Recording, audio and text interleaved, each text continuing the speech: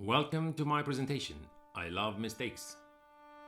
This video will introduce the Helicona project from the perspective of transforming mistakes into creative opportunities. I guess I'm not the only one making mistakes. If you share this attitude with me, you may pose this question: what feelings arise when we face a mistake? Perhaps guilt, frustration, judgment, sadness, shame. We think of rules, failure, resignation, or standardization, and social convention. Or maybe we think that it can be an opportunity for improvement and for empowerment.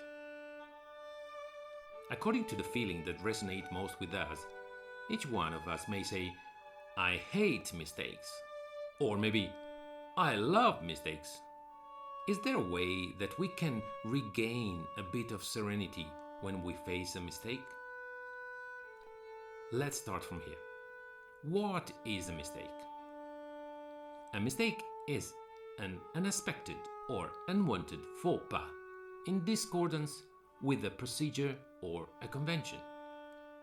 And what can be identified as a procedure or a convention? A procedure can be a social rule.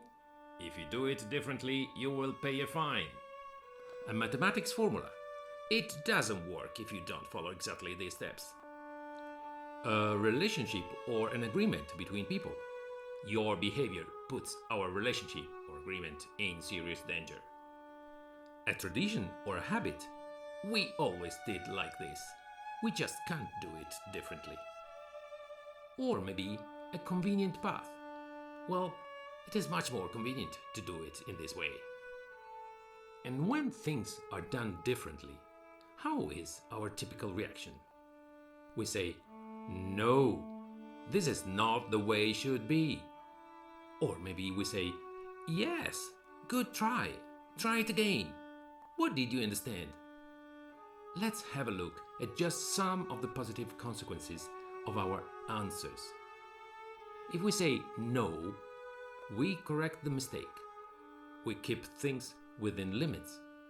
We reduce inefficiency. We limit surprises.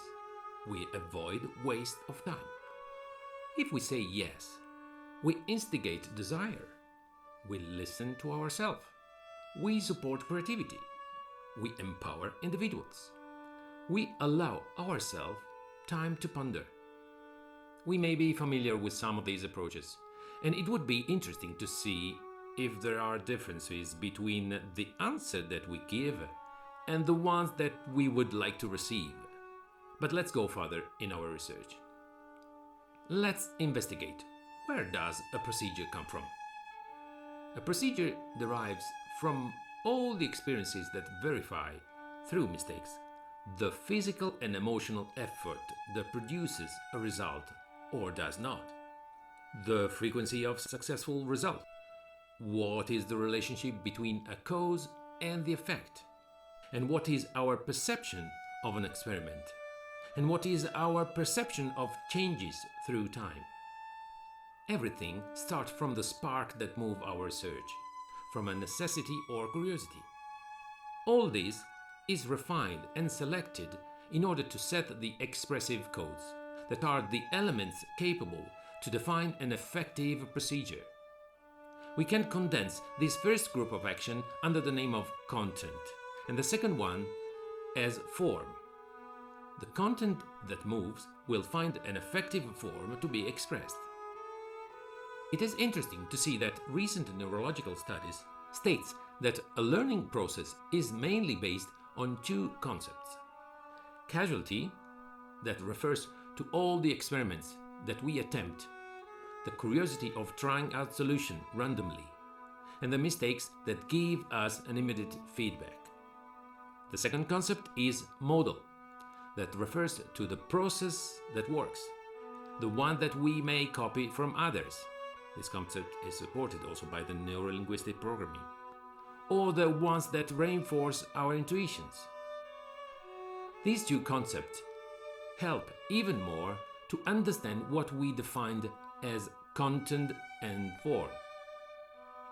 Are we acknowledging or recognizing this information to life in our attitude nowadays? Let's have a look. Where are we now? Today's society is highly organized, with a massive development of information technologies. And the analytical thinking is the dominant way of reasoning.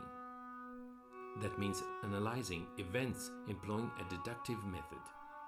These produces effects which include developing a high level of bureaucracy, a general well-being in rich societies with a generally safe environment, sometimes though elusive, a faster society, a delegation of responsibility towards procedure and away from individuals.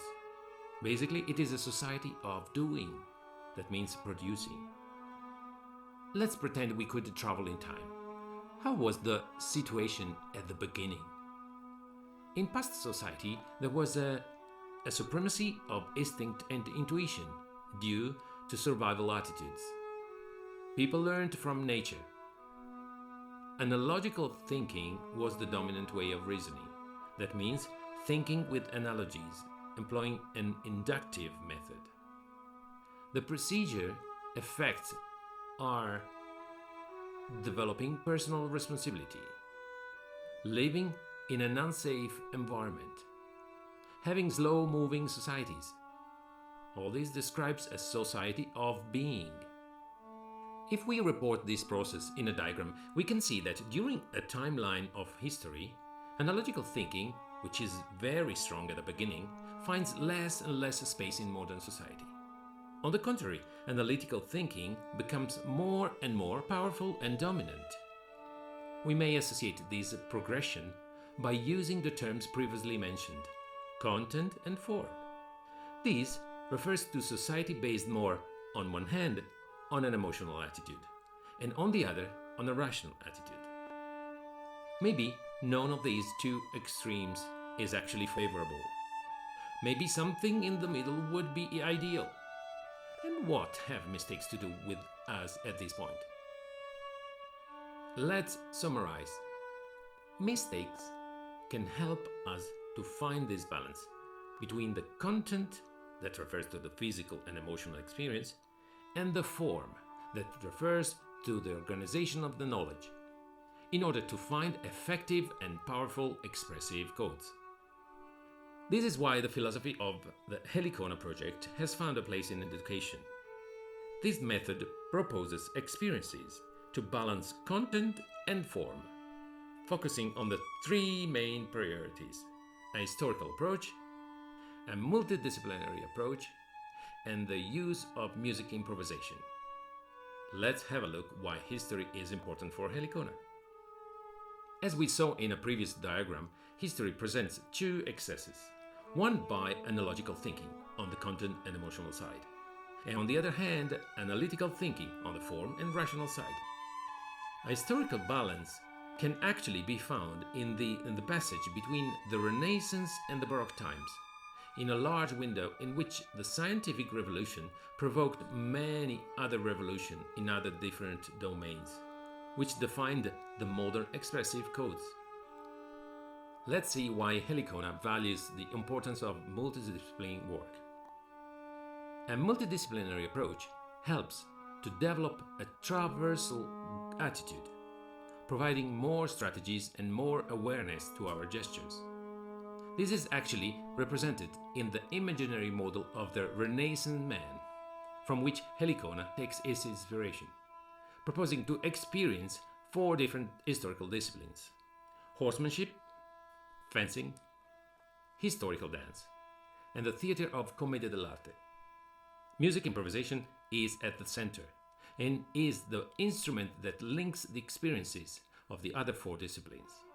These varied experiences help to understand the origin of modern expressive codes and to connect them transversally. And now let's have a look at why music improvisation is important in the Helicona project. The benefits that music produce are multiple, and in this space is not enough to discuss them all. It will be enough to say that music improvisation has incredible effects on our brain and our body, developing neurological connection as well as stimulating the production of many hormones.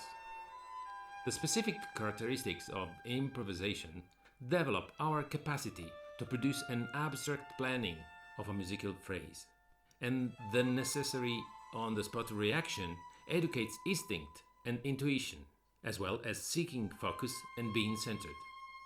Not lastly, it connects the research of expression with beauty, both in the dualism of consonance and dissonance, as well as in the enjoyable part of playing music.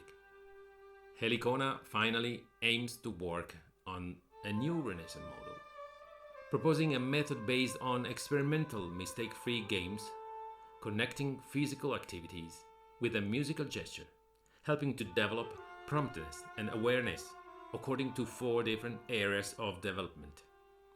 A sensorial area, connected with a workout on the senses, a relational area, related to the balance that needs to be found between the components of communication, an emotional area, developing the awareness of the empathic frequency of communication, and finally a cognitive area that allows us to organize a sort of mental GPS, making us aware of our place and how to move. It is much easier than one may think. It is worth it trying, but remember this: be kind and love mistakes.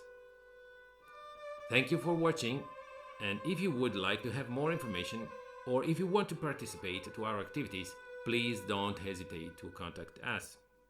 Good life to you all.